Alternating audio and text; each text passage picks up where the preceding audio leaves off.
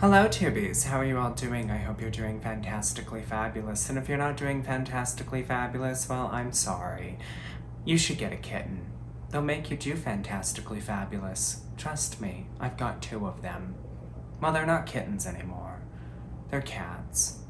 They're old. That's okay. Get yourself something fuzzy and warm to love you. So I wanted to talk about something that I've seen talked about in social media in the past, and a lot of witches are very, not all of them, but a good majority of the ones I've seen in social media groups are very against this concept of black magic. And if you start talking about working with demons or even bring up demons, they get squirmy and they get agitated and they get defensive and they tell you that you shouldn't do that, and doing that is bad and wicked and evil. And I don't know if these people grew up in a Christian or Catholic or Jewish or Islamic or Buddhist house or whatever the case may be, some kind of religious house where the concept of demons was evil and dark. Or maybe they're Wiccans and they think that anything of a darker nature is evil and bad. And it's funny because these same witches, a lot of them will work with goddesses like Hecate and the Morrigan, who are considered to be quote-unquote dark goddesses. And I'm not really even sure what that means when you call a god or goddess dark. For me, black magic doesn't really exist. It used to strike this fantastic notion in my head of dark curses and horrible afflictions on people and just being a bad, rebellious person practicing negative magic. I don't really think that magic, and I've stated this in previous videos, where magic is just energy and it's your intentions that quote unquote color it, right? So if you're sitting there and there is a motorcycle outside, so you're going to have to forgive me. But if you're sitting there and you're thinking, oh, I'm cursing someone, this is black, evil, dark magic. Hollywood has really colored our perception of what witchcraft is and what magic is and so on and so forth, especially when it comes to the concept of demons. If you're familiar with the show Supernatural or even Charmed, the original Charmed, not this new show that I'm not a fan of. But when I work with demons, it's not about blood sacrifices and killing baby goats and all of that stuff. A lot of the demons, if you do any research on them at all, are teachers. They want to teach you things, or they want to attain things for you. They want to get things for you. They want to help you attain the things that you want so that you'll come back to them, because as I've stated in previous videos, we humans are never satisfied with what we have, right? We could win the lottery tomorrow and we'd still be miserable creatures. We'd want more. We're selfish. We're indulgent. We want the things that we can't have because somebody else has them. That's just who we are. That's our nature. Right? We're never satisfied. That's one of the reasons why demons love to work with us, because we're never satisfied and we're going to come back for more.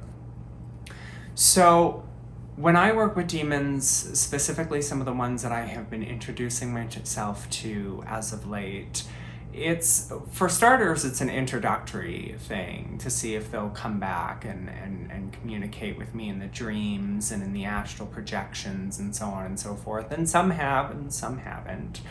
But when I work with them, it's usually, unless it's Boone, where I want to attain money, or Dantelian, where I need somebody to stop doing something, or maybe it's Belith for love, even though love spells baffle me. It's usually to gain some knowledge. There's a demon Bathin that I recently introduced myself to, who is a demon who teaches you of astral projection and of herbs and of the earth and of the land. And he doesn't really go out and get you money. He doesn't really go get you famous, right? You're not selling your soul. Somebody asked me once if you sell your soul to work with demons. No.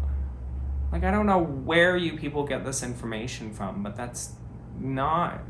I mean, people make pacts with demons, absolutely. But you don't sell your soul. Some people take it a step further and do a blood pact with a demon where they will prick their finger or whatever, and upon the petition they will place their finger down to stain it with blood so that they can, say, I'm in this with you, or I'm committed to this. But you don't even have to do that. You don't have to go that far. You don't have to sign your name. When you do a pact with a demon, it's you have to think about doing a pact with any other entity, right? You're basically saying, if you do this for me, I will do that for you. It's a contract, right? Think about the contracts you have at work. If you pay me, I will do work for you. That's a pact. Think about the pacts you've made with your friends, right? If you do this, I'll do that for you. Right? Whenever you say that to somebody, if you help me with this, I'll help you with that. That's making a pact. So I don't understand why we think it's so evil and so dark and so mysterious when it comes to working with entities like demons or spirits or gods or goddesses, that, oh, a pact is dangerous. Don't make a pact with a demon. They'll betray you. The thing you have to understand is that demons don't lie. I've never had one lie to me. They have tricksters. They have legions of spirits. They have tricksters. They'll try and test you. They'll try and see how far they can push you. But they're not going to lie to you. This isn't The Exorcism where somebody's head is going to spin around and they're going to call your mother a whore and tell you that she's in the pits of hell and all this other stuff. That's not how this works.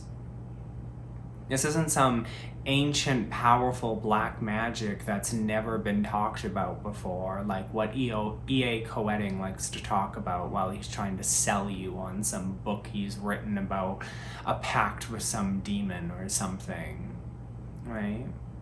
This is reality. When you make a pact with an entity, you're basically saying, if you do this, I will do this for you. Now, if you make a pact with any entity, but demons specifically, and you don't hold up your end of the bargain, right? All kinds of things can happen. Again, that's with any kind of entity, right? You could get nightmares, they could harass you, they could make your life start turning into garbage, they could take the thing away from you, right? It's kind of like you saying to your friend, if you drive me here, I'll pay you gas money. Then they drive you there and you don't pay them gas money. Your friend isn't going to be very happy with you, right? They're going to be kind of annoyed. They might not want to drive you somewhere next time, right? You know what I'm talking about? So if you think about it in that context, it's the same way when you make a pact with a demon or an entity or a spirit. If you don't hold up your end of the bargain, they're not going to be very happy with you. I don't really think there's anything black magic related when it comes to working with demons. It's not really, at least in my craft, it's not left hand. It's not like I'm using them to curse people. I mean, I have used demons, Nebuchadnezzar, Dantalion, so on and so forth, to curse people, right? I mean, you can get black magic with it if you really want to. But at the end of the day, I mean, if you're asking a demon to help you attain money or a job, what's the difference between that and asking a demon to help you burn your neighbor to the ground because they're noisy, old, and drunk, right? Nothing really. What's the difference between that and using some kind of dust to get the person out, right? They step over the dust and hot foot powder, if you will. Or what's the difference between that and cursing somebody because they wronged you, right? It's not really black magic. At least not in my opinion. Anyways, I hope that you got something out of this video. I'd like to hear your thoughts down in the comment section below. And until next time, my fabulous Tubies.